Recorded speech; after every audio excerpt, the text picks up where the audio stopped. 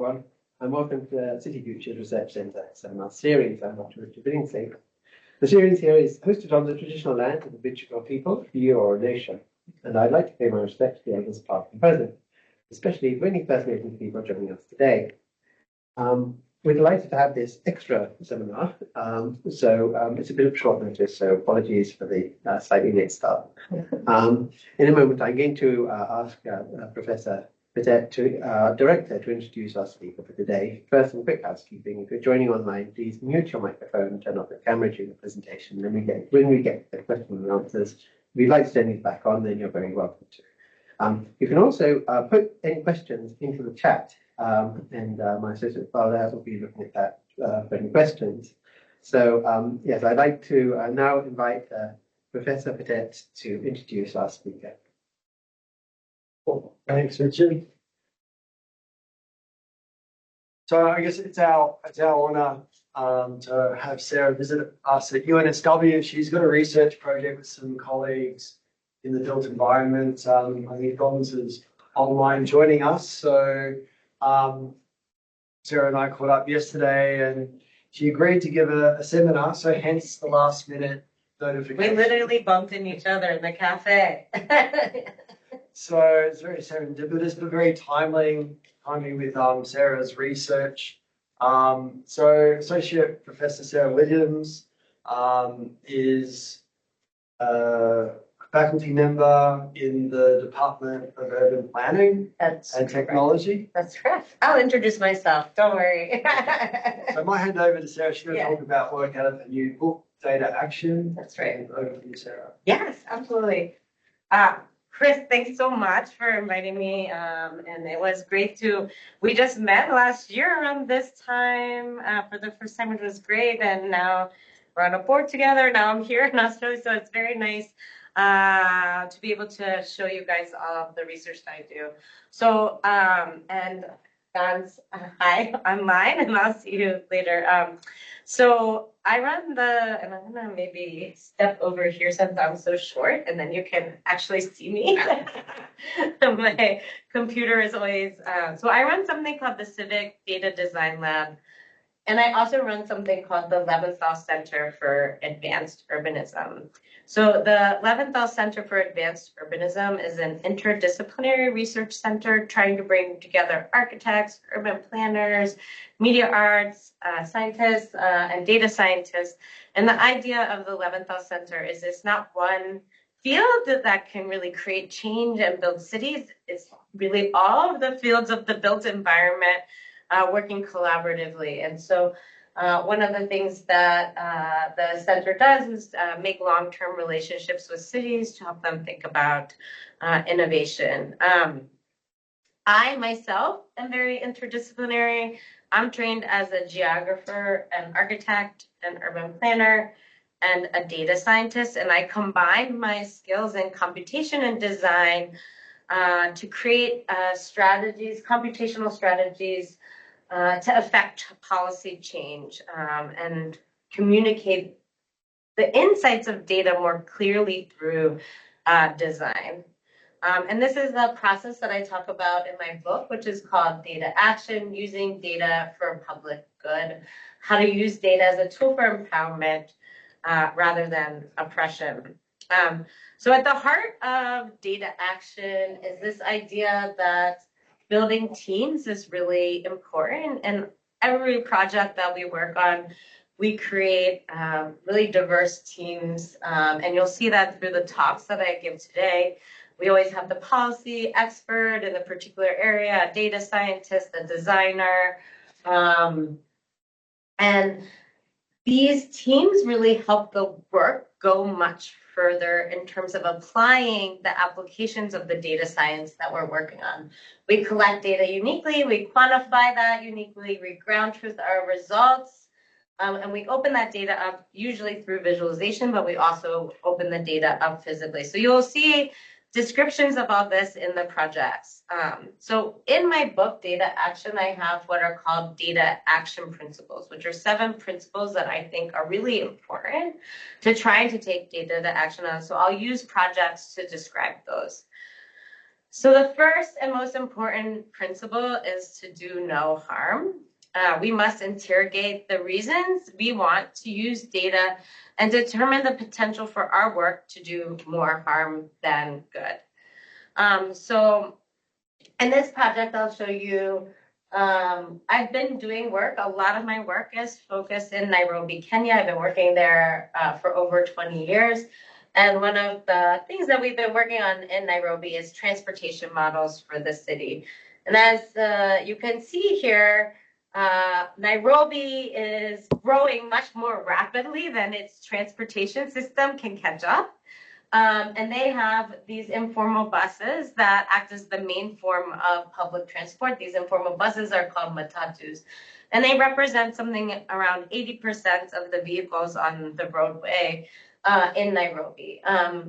But as I came to do my transportation model, I had no information about the routes or the stops of these buses. And if they represent the major form of vehicles on the roadway, obviously I needed to have that data. So we partnered with the University of Nairobi Computer Science Department to create an app that riders can use on their phone to collect the routes and stops of these buses.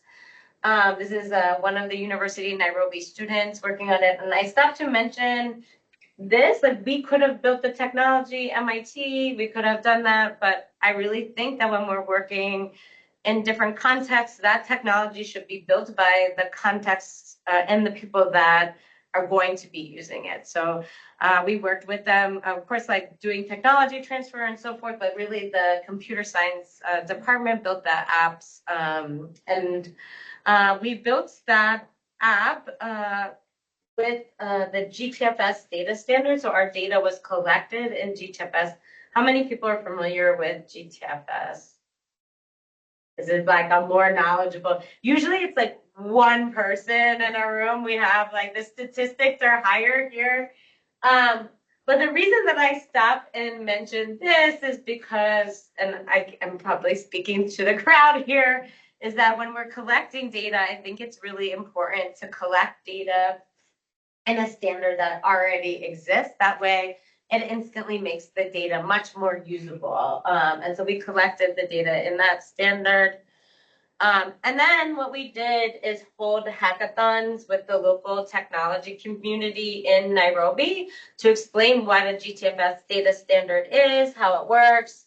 And then from that hackathon, 5 different apps just were launched from the hackathon, many more since then, using this as our standard. And so one of them has become one of the most popular apps in Nairobi. Is using the GTFS data to route people on their transit. Through this work, because we created this data in this data standard, we were the first to get informal transit systems into Google Maps. So if you're in Nairobi and you want to get around, now you can use Google Maps so you can pick that public transport option. Now many cities have been able to get their informal transit systems in, but we were the first to help negotiate that work. So if you know GTFS, it's just really simple text file of latitude and longitude points streaming in, and as we rode the matatus, we began to create the roadways. But not everyone can use an app in Nairobi, so we thought, how could we create a way to make this data accessible to everyone? So we started to think about creating a visual representation of this that might look something like a subway map that you might see in New York or Paris or London, Washington, D.C., using this kind of stylized mapping, and then major landmark points as the stops. And the way that you navigate in Nairobi is through these kind of main kind of landmarks. They don't have addresses that they use. They say, I'm going to Nakumatt, and then you go to this stuff. And then what we did is we held focus groups with, this is a focus group that we have with drivers, asking them to help us edit the maps. And here you can see they're instantly planning new routes as the first time they can see the system completely. in this area of Nairobi. Why aren't there matatus in that section? This is a like wealthy section of Nairobi. And anyways, the planning of the system really increased even in this moment when we were able to visualize the map itself. We also held focus groups with the government as well as riders to make sure that riders understood, could read the maps. Obviously, so Nairobi has a British education system, so actually the map reading capabilities of these maps were very high. But something that we wanted to make sure the usability of the maps were able to be read by everyone. We were able to get them inserted into the newspaper, and they went viral in the city, and today they become an icon, similar to how New York City subway map is an icon for a city. Now there's people emailing me, asking me for sweatshirt, like the file for sweatshirts and so forth. But semi-formal transit is not just an issue in Nairobi. It's in fact, most of the world have these kinds of informal or semi-formal system, or really now they're called popular transport. And since the work in Nairobi, we've inspired places from Amman to Managua to develop their own data and maps. And we've created a global network of helping people map their transit system. In fact, we now have a resource center in Africa and Latin America to help do this work. Actually, whoops, sorry, I went ahead. Before I go forward, I just want to say, not everywhere and so to get back to the question of do no harm, since we've done this project, cities all over the world have asked us to help them map their transit system. Our resource center is not about going out and doing the mapping. We help give them the resources, the software, the tools. And the idea is to have people help each other. So we often partner a city that we've helped before with another city. So we did something in Dominican Republic. We had the Mexico City team go help them. So it's about creating a network of helping each other rather than doing the work all on our own. But there are many cities that we haven't done work in, because when we connected with the transport community, we found that making these maps visible would really cause a lot of harm, meaning that there would be political crackdown, the buses might be taken off the road, there might be extortion, and so these provide an essential resource to many citizens, and making them visible would actually take that resource away. So thinking whenever we went to any city, first we really tried to understand the landscape, the domain, and make sure that our work would not do more harm than good. So one of the things that's really important in the work that I do, and I think is important principle for taking data to action, is sharing data. And sharing data is essential for communicating the need for policy change and generating a debate essential for that work. And data visualizations are a really effective way to do that. So we can see that in the Nairobi case, but I'm going to show you another case that we worked on. So I'm going to take you all the way around the world. And in this project, we've been working on migration. And this actually map that you're seeing here comes from a data set that we had of hotspot points going from Colombia to Panama along the Darien Gap.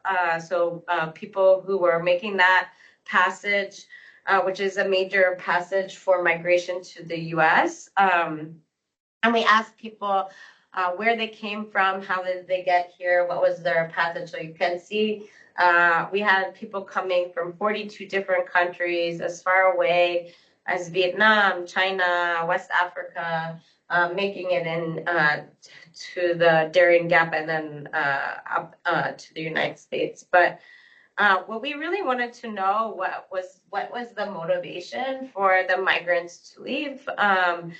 And this is obviously a big topic in the US. And so what we did, working with the World Food Program, the Migration Policy Institute, the Inter-American Development Bank and the Organization of American States has interviewed 5,000 migrants from Honduras, Guatemala, and El Salvador about their motivation to migrate.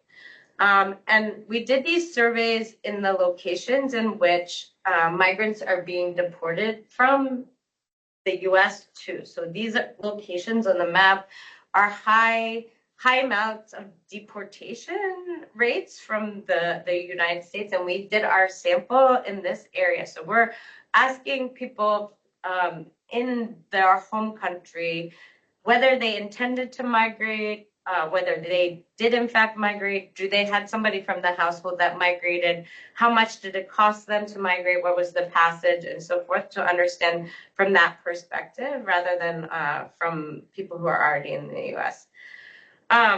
And together we created a report, the typical kind of report that you see. We have data analysis, and I looked in my office with my colleagues in World Cooper, and there are just stacks of reports. And we were set to present this work at a US congressional hearing. And I said, hey, what if we were present this in a different way? And this was during when congressional hearings were still on Zoom. I said, what if we created a visualization that the people at the hearing could actually interact with? And my partners took a leap of faith, maybe because we were on Zoom, I'm not sure, but we actually did create a data visualization website that contextualized the problem in the larger history of migration, including civil war, violence, climate change, and insecurity. And then we presented financial reasons, occupations. But one of the, I think, most interesting findings from our report was that in 1 year, migrants from Guatemala, Honduras, and El Salvador spent $2.2 billion to migrate. And that cost is almost equal to the amount of money the US spends to keep those same populations out of the US, $2.9 billion. And that, in fact, the amount of money migrants were spending matches how much their government spend on private primary education. And so one of the things we wanted to try to do is contextualize just the pure loss of money that is coming from this migration pattern, and that migrants, in fact, experience significant debt in this migration. And ultimately, we made the recommendation to expand legal pathways for Central American migrants interested in migrating to the US. So just to contextualize this a bit, in the US, we have a lot of migrants from Mexico. In fact, 73% of our agricultural labor force is migrants, but 93% of those are Mexican. And so what we're saying is to expand the legal passage for other South American countries. And not to get into the complexity of the report, but one of the things that we show is that the aid that gets sent back in terms of remittances helps to sustain life. And so we're actually providing a benefit in terms of funding for the US. Just 3 months after that, a letter went from 33 senators to the Biden administration making that recommendation, citing our findings in their report or in this letter. And then just 2 months after that, Biden did open more legal pathways for Central American migrants. So super excited that we had effect on this. And so afterwards, we asked people who were at the congressional hearing whether or not the visualizations had an effect or not.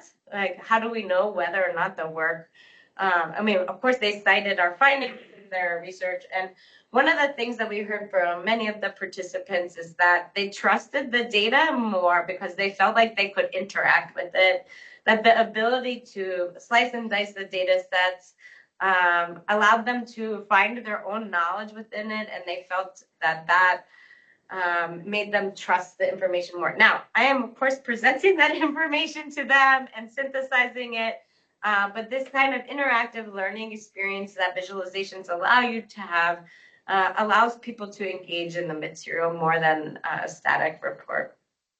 So one of the visualizations that we created was this visualizations about the motivations of migration.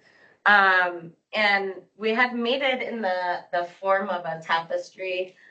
You can see that blue, which represents economics, is kind of the biggest motivation. But so this whole project, we really wanted a way for the migrants to be able to tell their own story. So we thought, what if we take this tapestry idea and make a tapestry of money out of the finding, to make a physical data visualization. So that's what we did.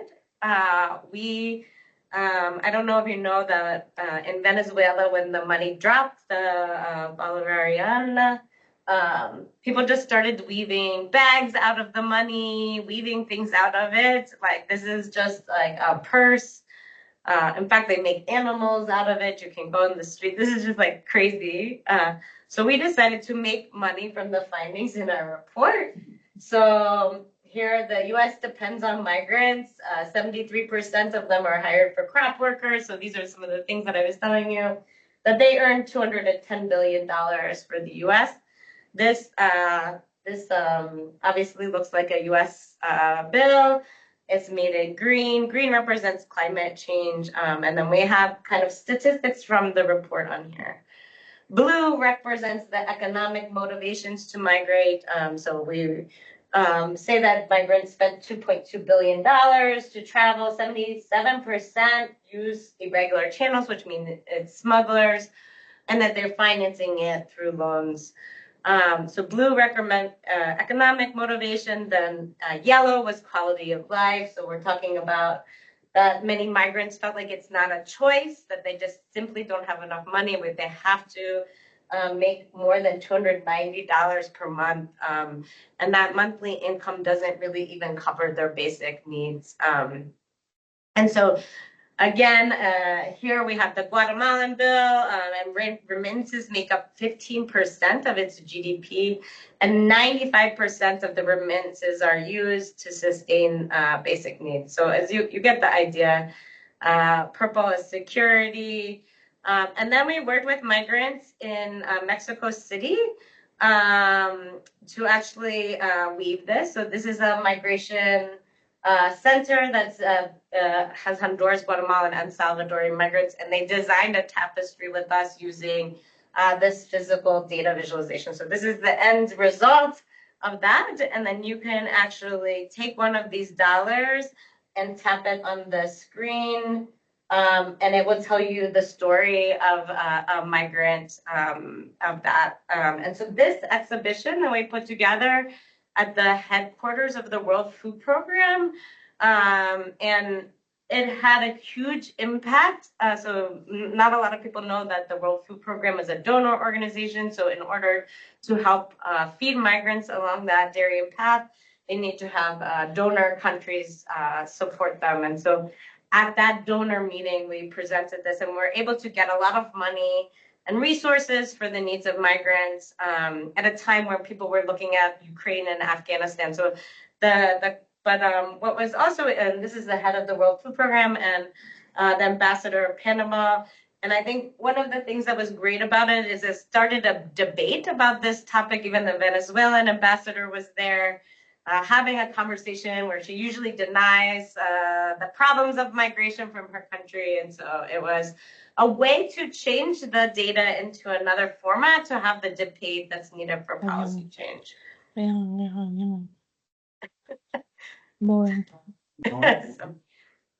Somebody is talking.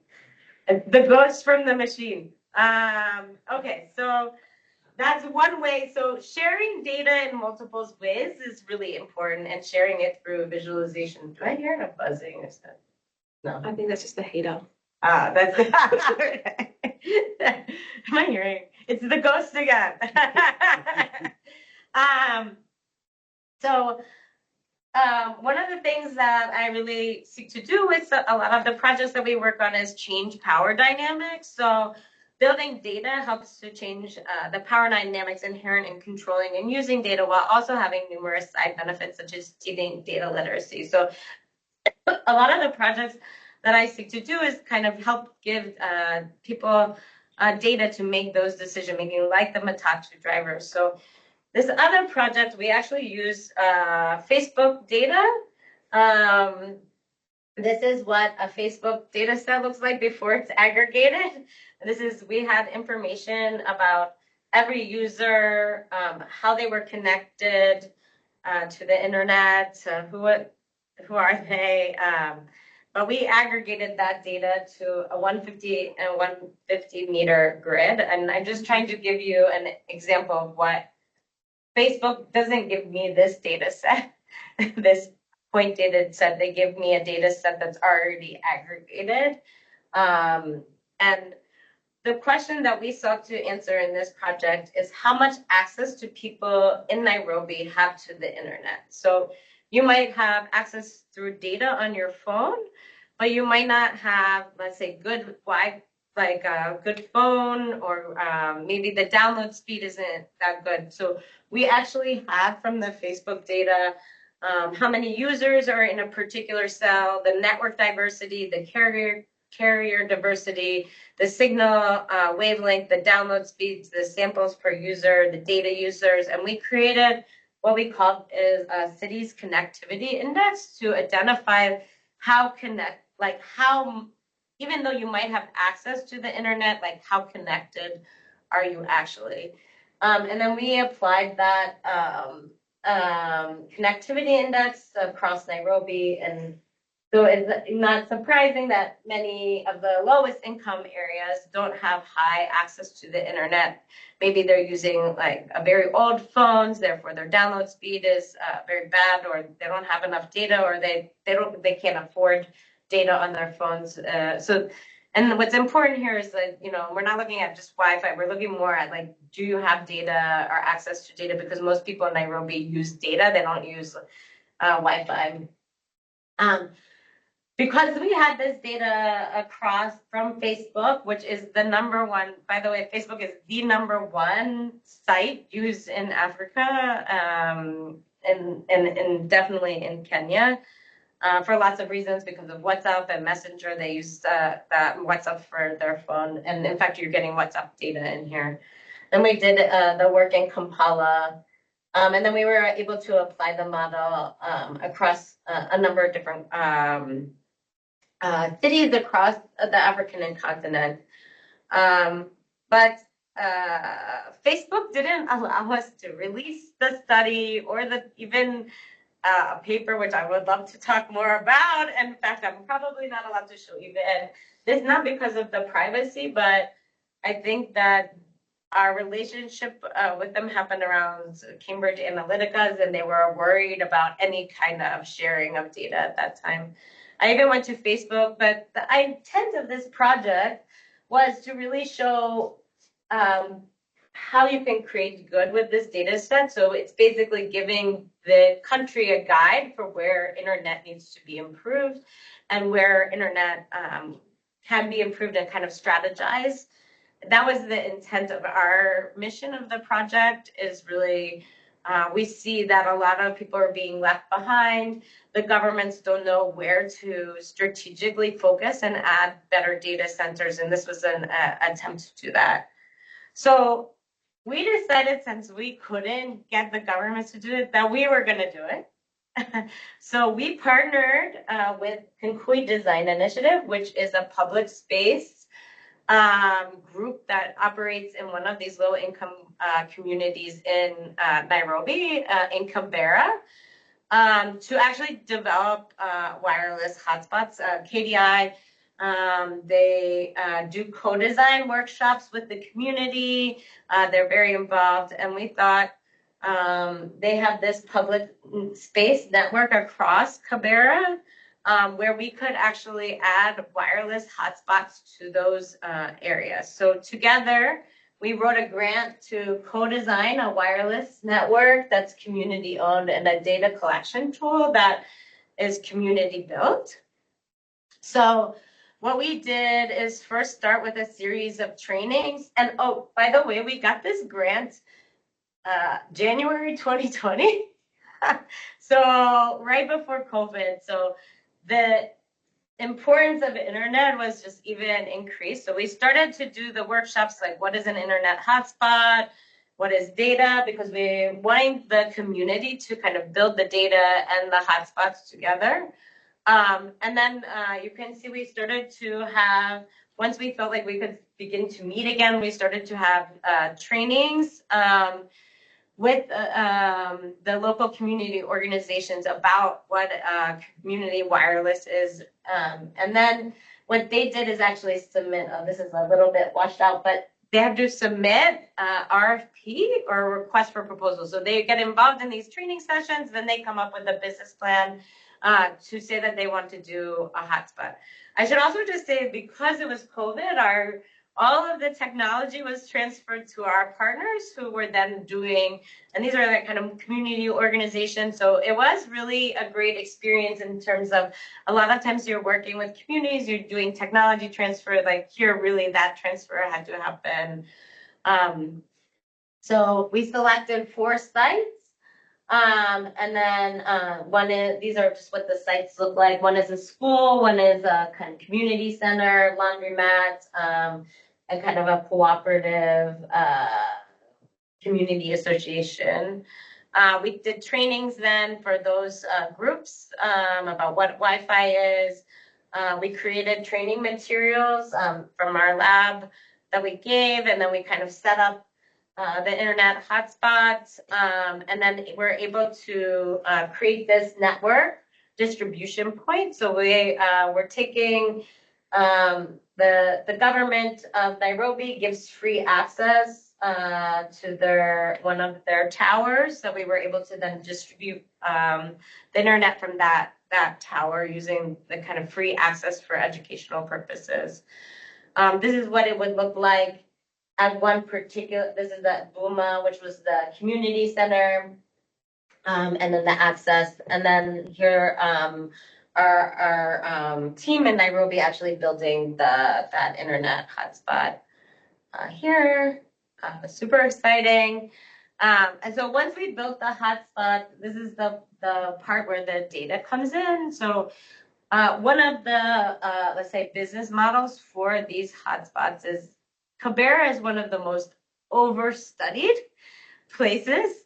So many NGOs come into Kibera asking questions about housing, latrine, income, education, but they also do a lot of sensing of the environment, and they work a lot with KDI, our organization, putting air quality sensors in the community.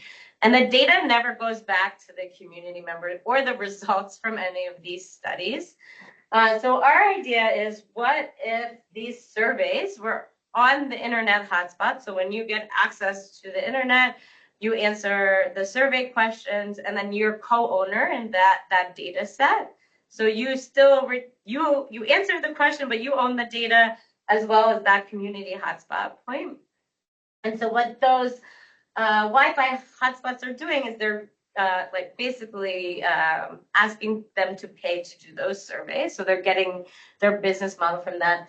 And then the same goes for the sensors. So a lot of air quality sensors like Purple Air sensor need a wireless hub. So they rent that wireless hub. So like University of Birmingham and a couple other NGOs, World Bank, rented the hotspots, and they put air quality sensors on those, and then they're paying back to the community. But then again, the community still owns that data set. So it's not like the University of Birmingham's coming in sensing that the community never gets that data.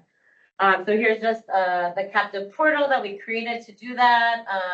And then the first survey we had was they were building a road during the time that we were doing this, so they were destroying the houses. And so we asked people, surveyed them, were you affected by the house? Did you get relocation money? How much were you given? Were you not notified?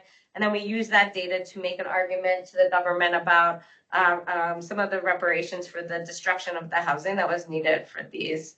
So that was a really good first example. And then we literally added Nairobi to the map. These are the Purple Air Quality Network And by, adding these air quality sensors, we're helping to connect Nairobi to a more global network of air sensors. So the value here was not just the infrastructure development, but it was also the social development that came from this project, but also the ability for community to own their own data. And this couldn't have been done with all of these amazing partners, including Tuna Panda, which is a local internet technology company based in Kenya.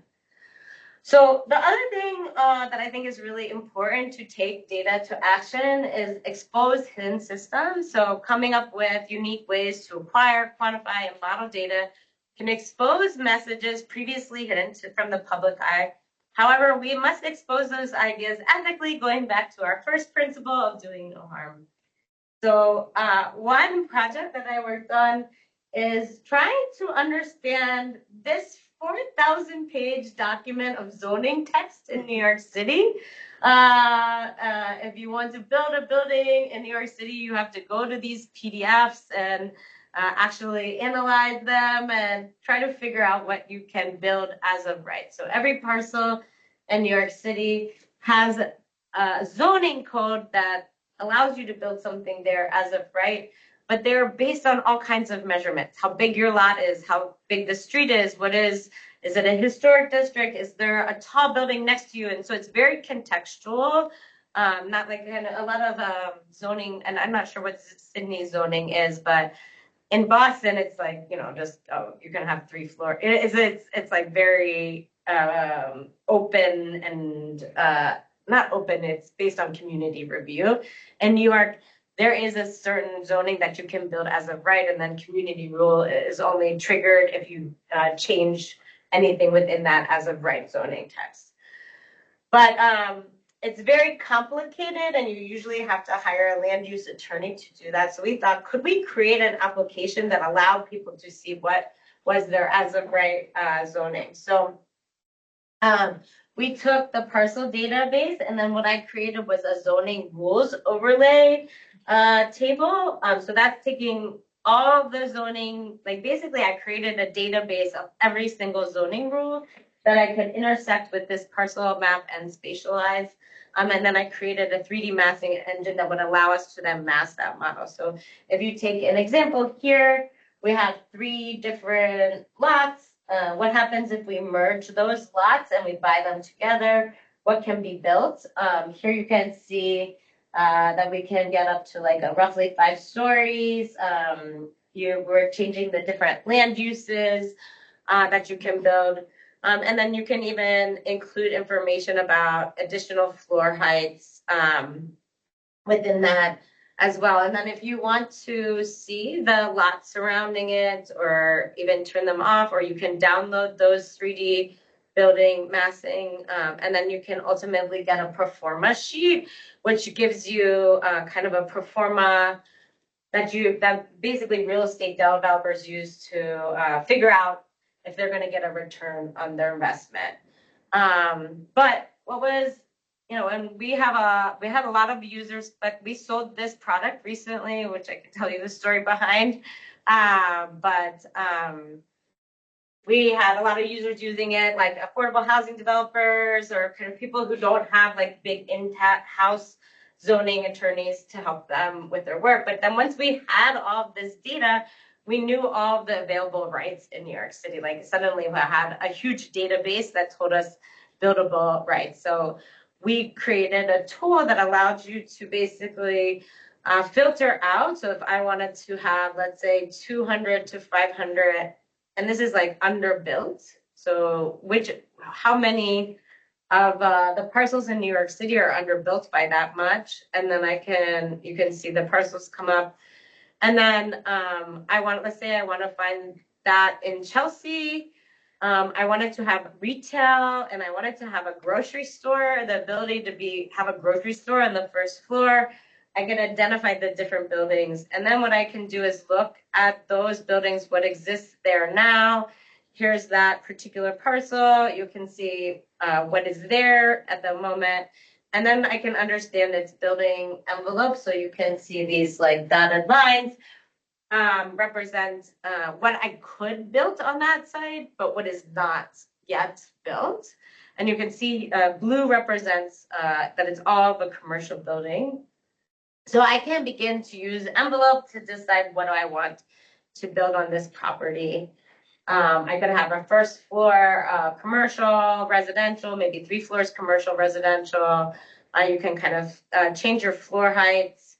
And then I can add the additional bonuses. So in New York, you can build higher if you build affordable housing. So I figured out how much, we figure out the affordable housing proportion that you can get. And then I can also increase my development heights or rights by buying development rights from people next door. So here we can actually buy air rights, and I had air rights information of the properties surrounding. So a user could then figure out, like, this would never happen, but these were all the air rights that are available. Like I could kind of go around the block and create, the likelihood of these people negotiating, all saying yes to my air rights purchase would be slim, but you could, in fact, we did in fact know that information, and then you could make those negotiations. We could add things like dormers, which add a little extra space, or like even thinking about if you bought additional properties. So once we had this data set, we realized we could apply it to other kinds of applications other than real estate development. So, NYCHA at the time was $2.2 billion in debt, but NYCHA buildings are, like, per their zoning, underdeveloped. So NYCHA is our public housing or social housing. So there have been like a lot of kind of ideas, like what if we just like put buildings in the middle of these NYCHA buildings, like this, which like feels really, in fact, this example is particularly bad. But what if you could actually sell those air rights that NYCHA is not using? And so what we did is create a NYCHA air rights case study, because what we could do is we now knew all of the underdeveloped properties and those ones that might want to purchase air rights. So just to explain this again, so an existing NYCHA site is usually zoned for 4 to 5 additional floors, most of them, and they're not using that. But an existing building often has a potential envelope that's much higher than it is built to, and they can like add additional rights, as you saw before, by adding, let's say, affordable housing, or they could like buy those rights. So the idea here is, could NYCHA sell these air rights and then kind of put that in an investment fund to help create a endowment of sorts to keep it going. So what we did is we looked at NYCHA sites across the city. We found out how much underutilized rights there were.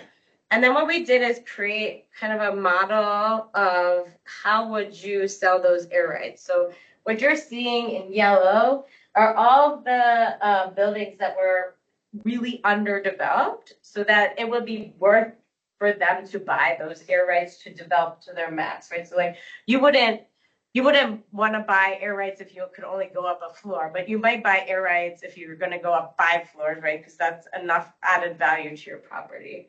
So then what we did is figure out, like, okay, in this particular case, these would be the potential properties that might buy those air rights, and then the potential value that they would have gotten. So in this case, we would, like, total max maybe is $79 million of potential air rights that could be purchased. But probably more like on the low end, $760,000 in revenue. Sorry, let me go back here. So we did this throughout the city, but I think also we were able to visualize this, which allowed people to create a debate about what it would mean in terms of the look and feel or the character of the community. So should this air rights property go into place? One of the arguments that happens is that we would change significantly the character of the surrounding community. And this allows then for public review for people to do that. So this study is like a kind of 300-page study, which has each NYCHA property, and we're still using it to advocate for this. It hasn't happened yet, but it's still on the table. But by having the zoning data that we created from our product, we were able to then make this estimate for this city. It's still on the table. Hopefully we can advocate for it. Okay, so the next thing that I want to mention is ground truthing. So one of the things that I think is really important is we must validate the work that we do with data by literally observing the phenomena on the ground and asking those it affects to interpret the results. And you can see I did some ground truthing with the Nairobi work already, but I'm going to take you to another place, China, and we're going to talk about ghost cities. So if you're not familiar with ghost city, how many people are familiar with ghost cities? Everyone, right?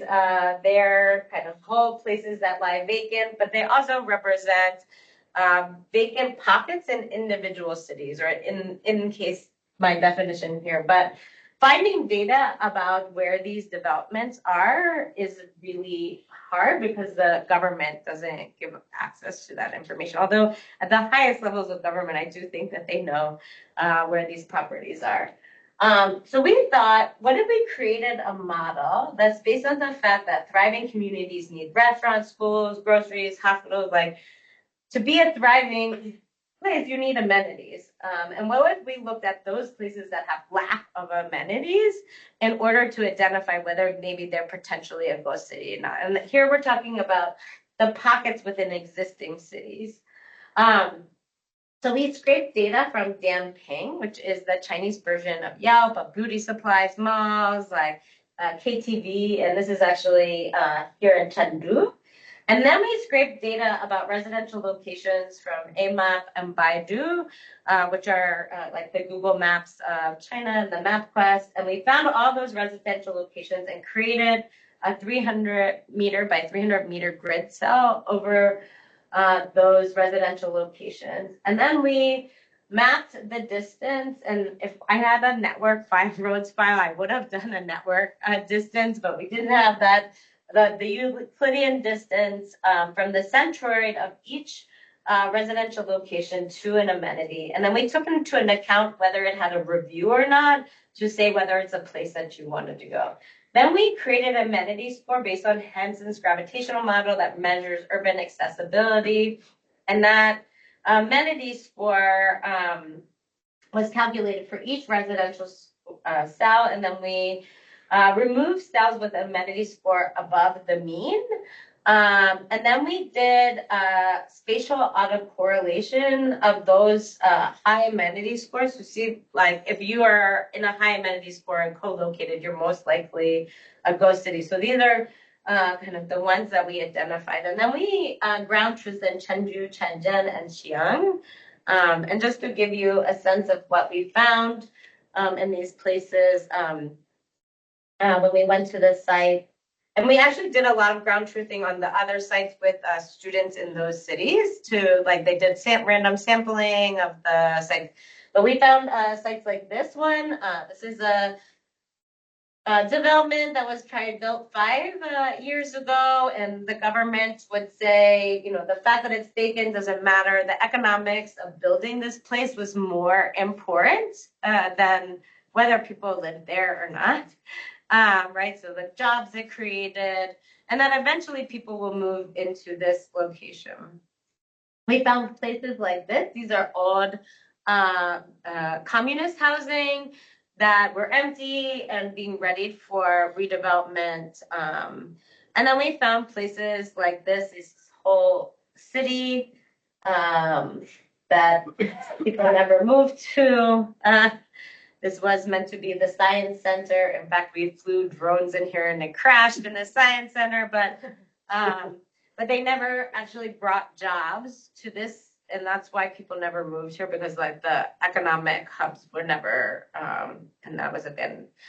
So what we did when we did this, though, is we wanted a way to share this information with people in China, and to get their feedback, not just ground truthing, but also to ask why this is happening, but also give them a tool in which they might use it to help and improve planning. So each time you click on a cell, you can figure out what amenities went into the amenity score. So you can figure out why a particular place had a low or high amenity score. And we did it for all the cities that we work in. So let's just go back and see. Sorry, the video, it'll click on a cell. And then you can see like what they're not close to a mall, it's not close to a KTV, not close to medical. And so it's telling you what is creating that amenity score in that location. And then we showed it to planners in China. And here, this is somebody at the Senior Academy of Urban Planning and Design, which is actually it sounds like it's an academy, but it's actually the planning department. And what she's talking about is the vacant developments are really controversial to local politics. And that what she was saying to us is like she has no choice of where they open these up for development, right? She gets a mandate from the top of the government. They tell her, so she knows like don't build there. There's no amenities. There's like no schools, like, but they don't have any ability to, let's say, like decide that, or that's her claim as we discuss it. And then we met this real estate developer who said the burst of the real estate bubble will carry irreversible impacts on residents who buy houses with mortgages. And one of the things that he told us as we were going through these visualizations is that what was going on is that the government government and the bank are the same thing, right? So they were starting not to be able to sell these houses, but the bank government needs the money back, right, for the loan that they gave. So what they were doing is opening up other land, then giving them a loan for that land. That loan was then used to pay back the previous loan, right? So it's kind of like a Ponzi scheme, right? Like you keep opening more land, loaning money, that money gets back to the government. And this is, in fact, what was the Evergrande, if you guys have been paying attention to, that was what the Evergrande scandal was about, is that basically there was too much loaning of land. No. We also showed academics this who are saying this is actually, we did this study before the Evergrande scandal came out, so addressing the oversupply is looming ahead. But you know, the issue in China is that many people own homes. Like, in fact, because there isn't a stock market, like this is the mechanism. So you might own 4 or 5 homes. So it's not weird to have a vacant home for a Chinese person. Like they might have 5 vacant homes and 1 that they live in. But I think what was getting weird is that the government was pushing more and more purchase of houses, and people were starting to mortgage them. And that's where this kind of scandal is coming about. So one of the things, as you can tell from our work, is we're really interested in bringing these topics to broader publics, whether they're the tapestry in the migration case or the map in the Nairobi case. Here we had an exhibition where we allowed people to actually click on the visualization that we created, and then the drone footage at the top that we took came in. So the idea was to educate a broader public about this phenomenon, so that they can create some critique about it. So as you can tell, and I think I should finish up because we're close to the hour, but building teams is really important. And creating narratives around data for action is essential for communicating that effectively. And you can see in each project we have teams, whether it's the IDB, the World Food Program, KDI, and the Nairobi case. So a project that we worked on recently was built with a team called Transportation Alternatives, which is a local community activist group in New York City that really wants to think about spatial equity as it relates to public space and transportation. So together we were trying to answer the question of how do we create an equity mapping tool that draws together multiple data metrics available throughout New York City, and visualize them in an accessible and legible format for city councilors and public space advocates. So one of the things that Transportation Alternatives does is city councilors say, like, how am I doing on this? Like, give me my GIS data about this. How are we doing compared to this? And so their GIS team is constantly answering these questions because our geospatial data doesn't come at the city council or the state level, state district level. It comes at census blocks or it comes at zip codes. And so like the problem is while the data is open, it might not really be openly available for those to advocate for what they needed. And we wanted to think about how to bring together those multiple layers. And so this is just an example of the open data set in New York City that we used, and that the maps that they create, which aren't really helpful to a city councilor, as you guys probably all know here in the room. I'm sure you have a similar problem with your data. And then we looked at equity metrics across the United States. How are people trying to measure equity? What methods are they using and methodologies? And then ultimately, with the organization, we picked out 15 different variables or metrics that we would want to use and incorporate into our tool. We picked things in health, environment, mobility. You can see that because it's transportation alternatives, mobility is an important component of the tool. There's lots of spatial equity tools.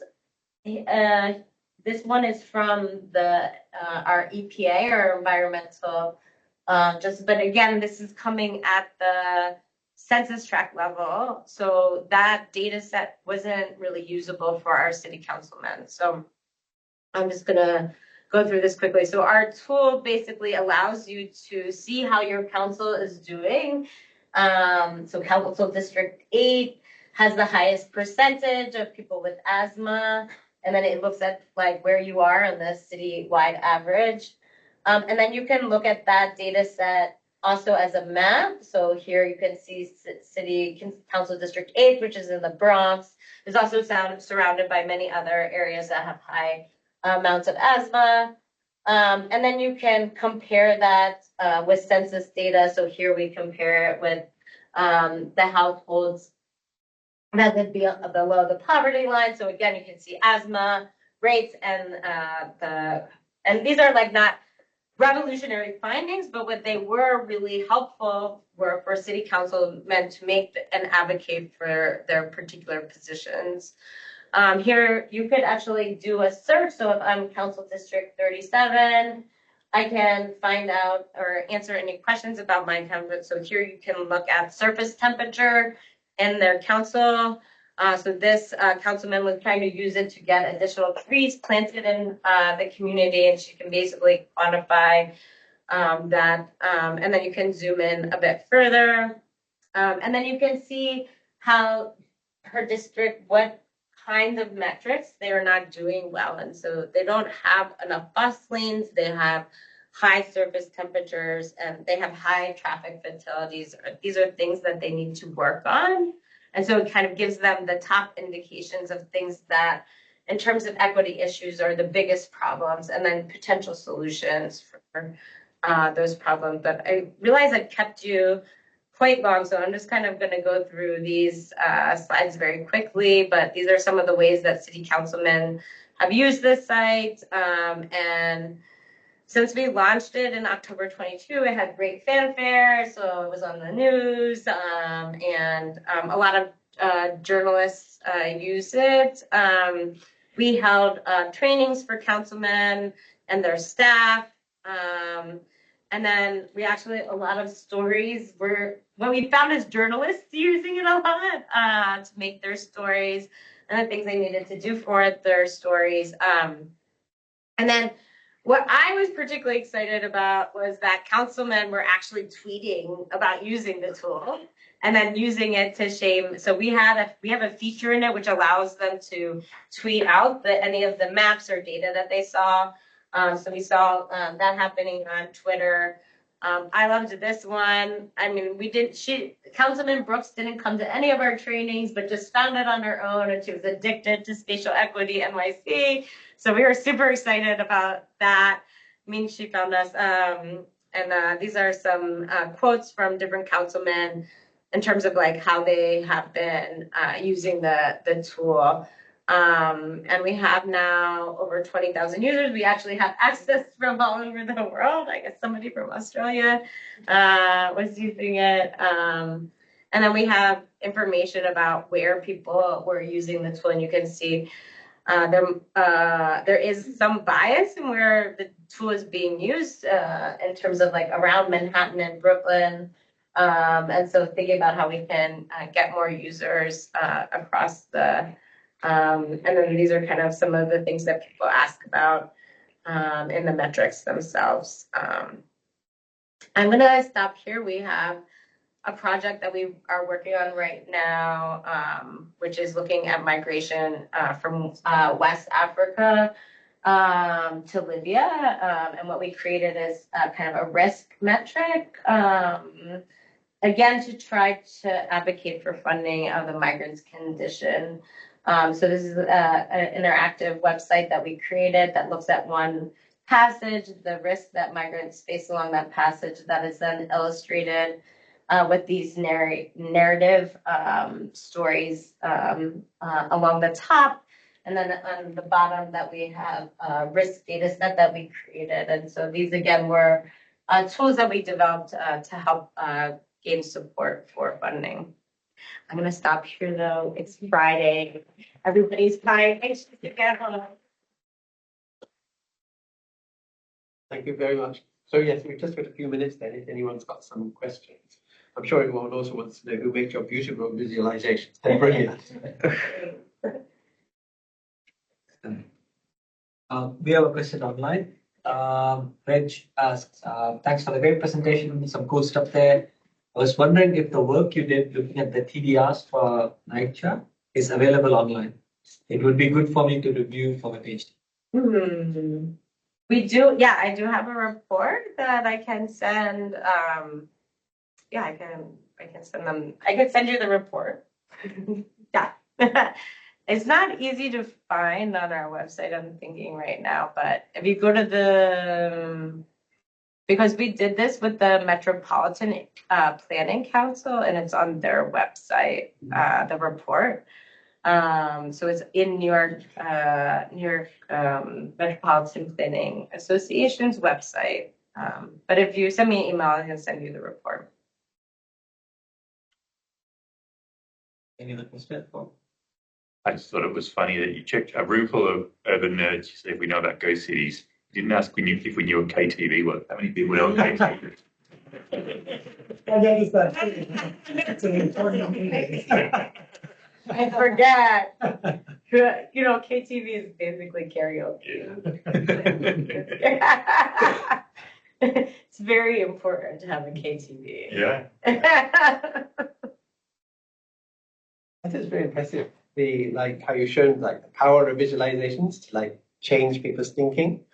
But a lot of this data is like held by Facebook and Google, the monopolies, you know. Do you worry about does that give them undue influence over policy and things? Yeah, I mean, I think I haven't been working with the Facebook data more recently.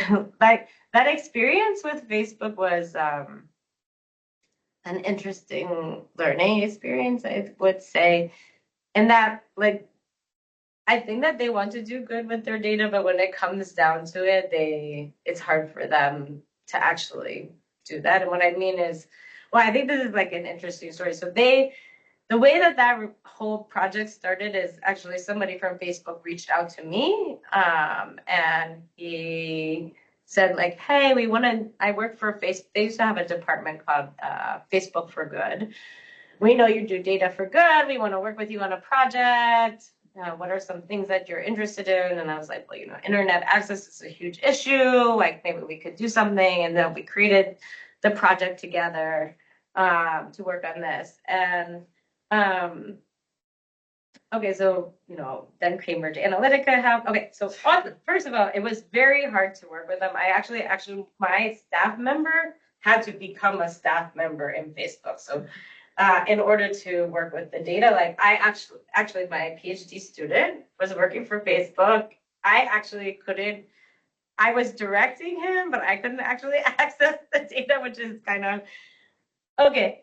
And anyways, that's an interesting, because, like, to actually work with Facebook data, you need to be an employee of it. Okay, so that's one hurdle. But then, Cambridge Analytica stand-up came up, and then, I was like, you guys, this is a great project. You can't just kill it. I'm coming to Facebook, and I'm going to give a presentation to your boss. Like, you gotta open it up. This is like a good story. This is like a potential, like, you're doing good. I'm gonna sell you guys this. So the guy who introduced me, my colleague, who's very nice, he said, this is how he introduced me. Hi, this is Sarah Williams. She does data for good. I found her because my boss told me to find somebody that does data for good. And because I didn't really know how to do data for good. And he said, if you find somebody who knows how to do data for good, maybe you can partner with her and she can help you figure it out. And so I found Sarah. But then, we really couldn't do the project because, it's not such a good time to do data for good.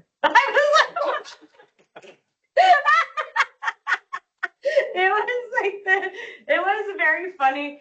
But it gave me, I'm sure there's a lot of people in the data for good team that are really, I think also Martin really wants to do it, but and his boss was right to have him connect with me to partner. Like, that was a good strategy, because he was because a lot of the Facebook engineers, like, they get put in departments, maybe they don't have the experience and background, but anyways, I think at the end of the day, there's no incentive for Facebook or Google's or telecoms to do data for good. And I think there needs to be more incentive structures that are created, and those have to come outside of, like basically they have to be, I've had all these different ideas about data philanthropy. Like, could it be, they get like reduction on their taxes, or, otherwise there's no real business incentive to use this data for good. Obviously, like, you have to maintain privacy and all the wealth of information that, let's say, a Facebook or Google has, in the case of many developing countries, is way more than even the governments have in terms of, like, access to population information, infrastructure information, and that data could have a lot of positive impact and can't be used that way, because there are a lot of risks involved, which are important risks, but, like, there's no reason for Google to figure out that risk reward kind of thing unless they're asked to. So it's a tricky thing. Yeah. So on that note, Yeah. and thanks for the presentation. Unbelievable, scope of examples and high impact work. Yeah. But on the data side of things, we're finding, some of our cities and jurisdictions have reasonable or good open data. Yeah. But now, since data is being considered as an actual infrastructure, we've got companies purchasing huge data assets from government, like sort of the neoliberalization of data as an infrastructure, and like Macquarie Bank and others spending billions of dollars to buy government data assets to then manage those. So we're seeing, that as researchers, that's creating some challenges to get data sets that we used to get. They're buying the open? No, they're buying government data. Okay. So government is selling off its data asset. In the same way a government might say, all right, company. Yeah, Right now, like pretty it's like much when we sold our satellites. Is it, It's like when we sold the satellites to private bidders. So now all of our satellite data is owned by private companies. Yeah, where it's instead of, Landsat. they've sold all their land, and so they're now monetizing a new asset. Are you seeing that in the US and other parts of the world? Is this like a sort of a worrying global trend? Because I haven't heard of any US data. I haven't heard of US selling their data. But that's, I think, probably because so much of our data is already like in the hands of private companies, right? Like, like our taxi data is already on like there's so much stuff that's been privatized that maybe the private sector already has it. I think like what's more the case in the US is like that the private sector actually has that data and the government can't get it back. Or they have to purchase, the government has to purchase it back from the private sector. So they privatize the whatever government data collection is. And when they did the privatization, they didn't say that the government owns that data. Yeah, we've had that as well. You've had that as well, but I haven't seen our government. It's actually selling off land registries. Yeah, it's we're pretty private in the States. Yeah, we don't sell, the land registry, we used to sell land registry data a long time ago, and that doesn't happen anymore. But I think that you guys might have more of a British model, like we're working with, for the, and Hannah actually is working on this, where Toronto just redid their zoning, so we're doing an envelope project in Toronto right now, or kind of like similar to envelope, a little bit different because it has different zoning regulations, but their data is like so expensive, like to buy. Assessors data. Yeah, like assessors, like in the US, like all that data is open, like all assessor parcel data, ownership data, land ownership data is, according to our transparency law, all of that has to be free and open. So I guess maybe that's why we don't sell data. It's supposed to be free and open. Yeah. Here's a question for you. How do you spread yourself over so many projects? These are long projects. Yeah. But we have good stuff, which Min is one back here who's one of my, and Hannah who are working.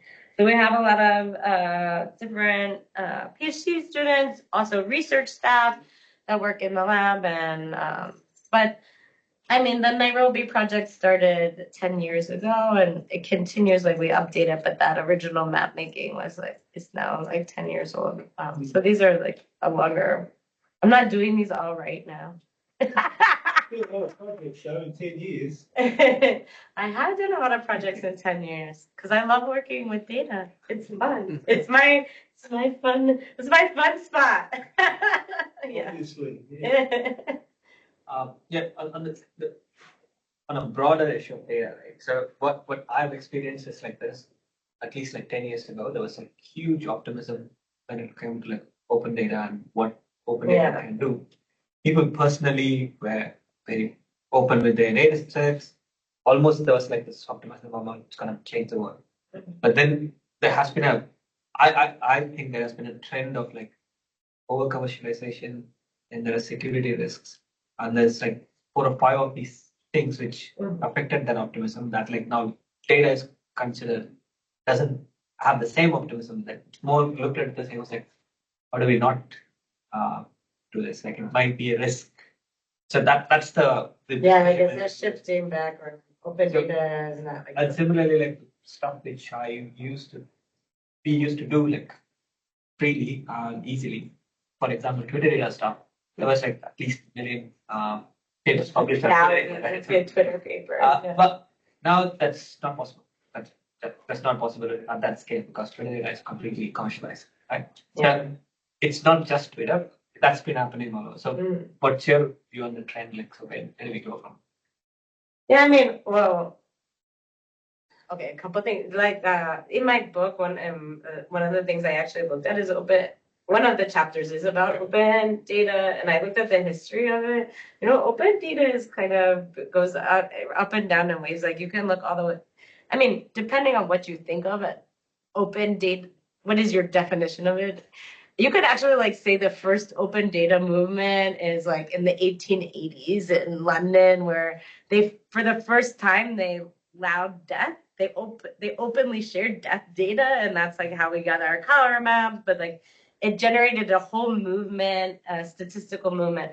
Okay, my point is, I think that we go up and down, and if you look throughout history, the excitement and kind of, let's say, pulling back has happened quite often. And it involves politics and other dynamics, right? Definitely look, if you look at in the US case of it, like Democrats versus Republicans, the Republicans bring data back, Democrats open up the optimism of it.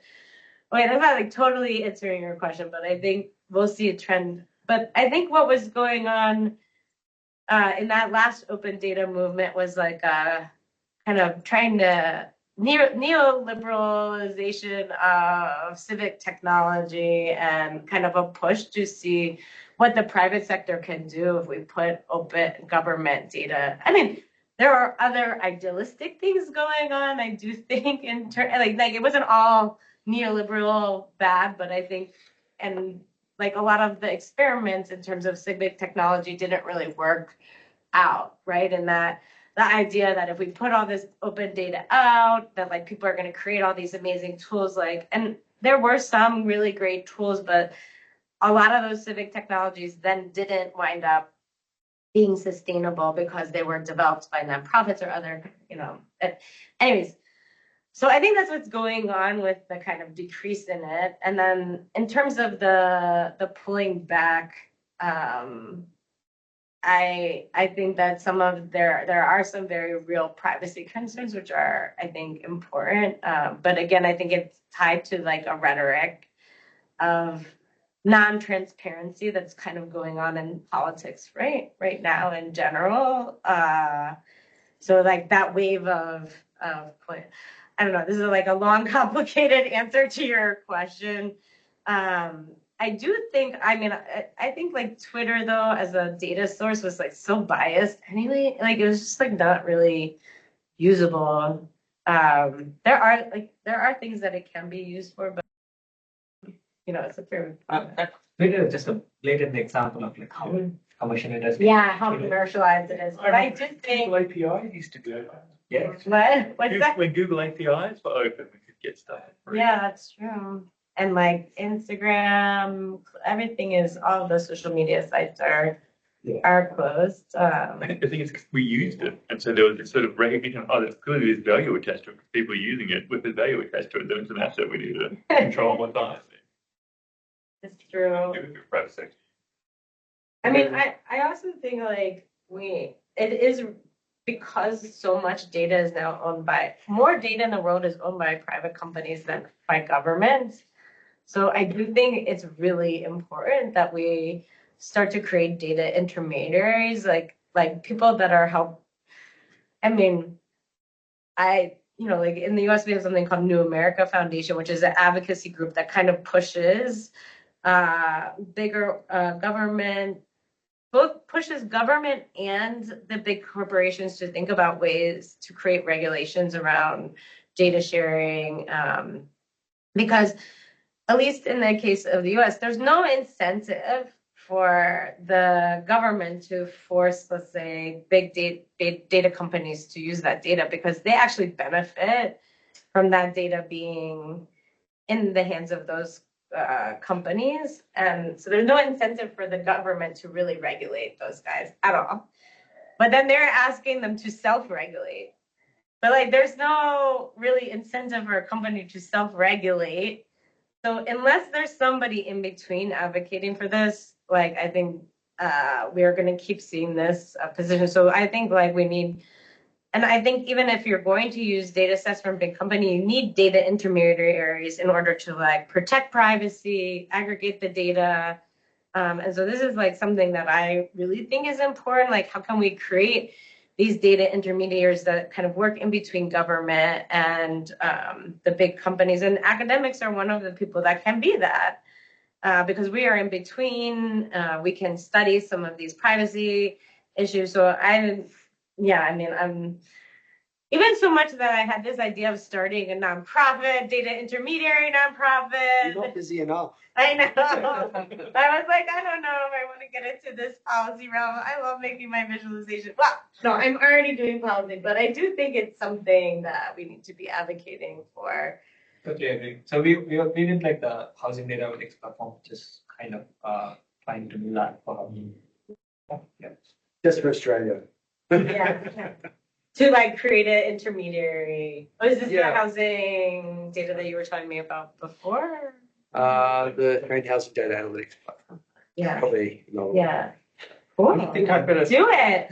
Do it. We also have bike data as well, so just. I think there's a lot more to discuss, but I think we better let the Yes, let the audience guys go. go. Yeah. you want Thank to you for thank joining online. Professor Williams again. Thank you very much. Thank you.